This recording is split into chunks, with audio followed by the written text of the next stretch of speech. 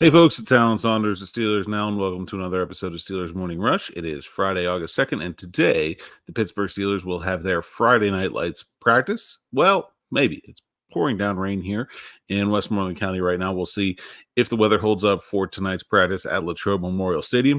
In the meantime, let's talk some Pittsburgh Steelers. Thanks again for joining me here on our new daily 5 to 10 minute podcast every morning as a companion piece to our 30-minute podcast with myself and Zachary Smith, Steelers Afternoon Drive, every Monday through Friday. And thanks so much for liking, subscribing, and clicking the bell for notifications on the YouTube channel here so you get all of our Steelers podcast stuff. We're also, I believe, going to have this for the first time in our podcast feed. So if you prefer to listen through Google Play or Apple Podcasts or wherever you get your podcasts, you should be able to access this podcast there as well as on YouTube. If you have any problems with that, shoot me a comment or send me a message on Twitter. Today, I want to talk about the state of the Steelers quarterback position. I've had a lot of people ask me over the last couple of days what I think of how Justin Fields has played, who I think is still more likely to be the team's starting quarterback, and how Russell Wilson has looked as he's worked his way back from that day one calf injury. So let's break it down. Justin Fields has worked with the first team in every team period for all 7 of the first 7 practices. So he's gotten a ton of work. Actually, he's probably gotten more work with the first team than I expected he would throughout most of training camp in this first week. And it's perfectly reasonable that, they did this. I think Russell Wilson is fine. He does not look injured. I've seen him run. He's never at any point had any kind of wrap or bandage or ice pack. I've never seen a trainer give him any attention. I don't think there's any reason to be worried about Russell Wilson physically. I think he's going to be just fine. I think Mike Tomlin is making his injury absence last as long as he absolutely can to give Justin Fields a longer and longer look with the first team. So I wouldn't be concerned about the injury. I do think they're trying to get Justin Fields a look. I think this will be and has been a legit quarterback competition. How's Justin Fields look so far? I think it's been a lot of what you see on tape in Chicago. I think there were some days early where I was not very impressed. There were some days in the middle where I was very impressed. He had a very, very good day when the pass first went on. His running ability is just otherworldly. I said it in the spring, but it's honestly sort of shocking when you see up close and personal how good he is at running the football, how athletic he is. He's really hard to tackle. And I think there's certainly a world in which he can be the starting quarterback, and the Steelers can lean into that quarterback run part of the game and be successful. I don't doubt that. He is very, very good at that. In terms of the passing, I think it's been more up and down. You don't see a ton of just finely precise accuracy from Justin Fields. That's never something that you're going to see on a lot of his tape. The deep ball is really good. It gets to where it needs to be most of the time. The high effort passes, the ones where he can throw it as hard as he can, generally work pretty well. The stuff that requires a little bit more touch, he's not quite so good at. That's just not his strength. Misses guys high over the middle a good bit. If that's something that you can remember seeing, it's one of the ways he gets a lot of those interceptions because the ball gets tipped and it lands in a safety's hand or something like that.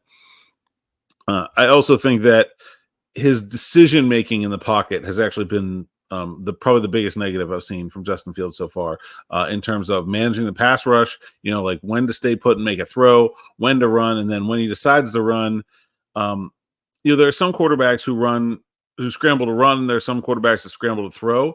I haven't seen a lot of him be able to get away, reset his feet, and then make a play downfield. Most of the time when he's getting away, he's just running. And don't get me wrong, he's very good at running, so that's not all bad.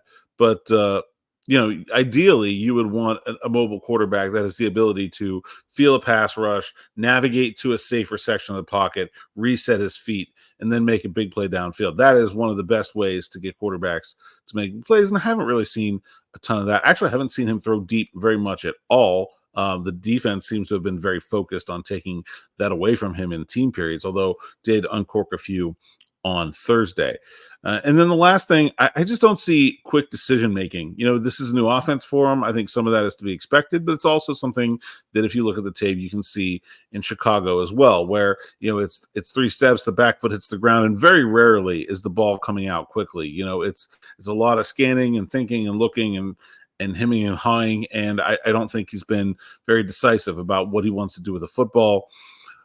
The good news is that he has not made a lot of big bad mistakes. Just 2 interceptions. I believe the one yesterday where Thomas Graham ripped it out of the hands of Jalen Warren was tipped at the line and sort of allowed that to be interceptable.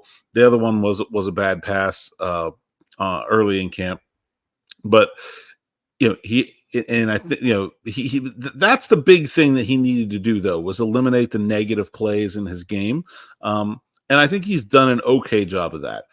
So I would say Justin Fields has been about what I expected from him. It's about what you see on tape in Chicago. Maybe there are some small improvements in a couple areas, but maybe not as much. And in a practice setting, you're not going to get as much, obviously, of the high-end explosiveness that we saw either.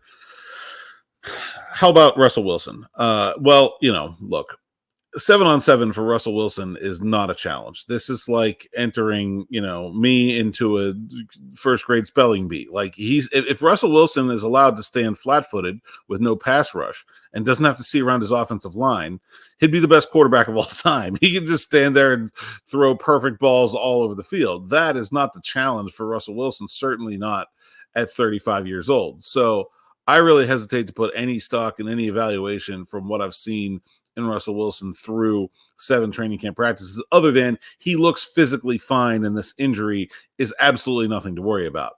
I did, of course, see Russ all spring, and we've got 10 years of tape on Russell Wilson to know what kind of quarterback we should expect him to be. I haven't seen any notable physical decline. He looks, again, very similar to the quarterback that you see on tape, good and bad. I think the throws over the middle just do not seem like they're going to be a thing that is a big part of his game, that never have been, even though it's a thing Arthur Smith wants to do, not something he's had a lot of success with in the past. And you can tell it's hard for him to see over the offensive line. He's a small guy. So that was something that was very evident in the spring. He can still run. He's not as fast or dynamic as he once was, but he has, usable mobility, can get out of the pocket, can scramble. And I think, so the physical tools look about the same as what you saw on tape. And, in terms of his ability to run the offense, the decision-making, the pocket management, and he's had problems with negative plays as well, a whole bunch of sacks and I think 8 interceptions last year. It's really hard to evaluate those things without having team periods. So where does the quarterback battle stand? Well, I came into training camp expecting that Russell Wilson would be the better player, since he had been for, their entire careers. And I don't think I've seen anything so far that makes me think that that's changed.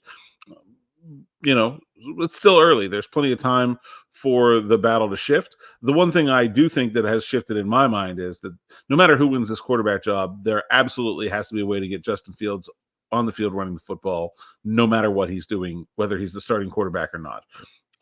That has to happen. He is too good at running the ball to not utilize that skill.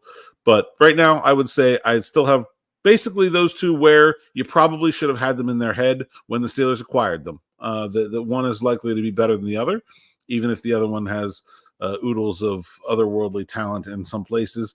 Just has not consistently put things together in a way that adds up to a more reliable player. If you have any more questions, things you want to know about the Steelers training camp, let me know. We're going to do this every day. So I'll be back on Monday with another episode of Steelers Morning Rush, and then Steelers Afternoon Drive with myself, Zachary Smith, and special guest Derek Bell this afternoon here on the Steelers Now YouTube channel. Make sure you like and subscribe. Hit that bell for notifications. We appreciate all of our 13,000 plus subscribers, and we hope to keep that growing as we continue through training camp and get ready for the 2024 season. Until next time, I'll see you around. Thanks for watching.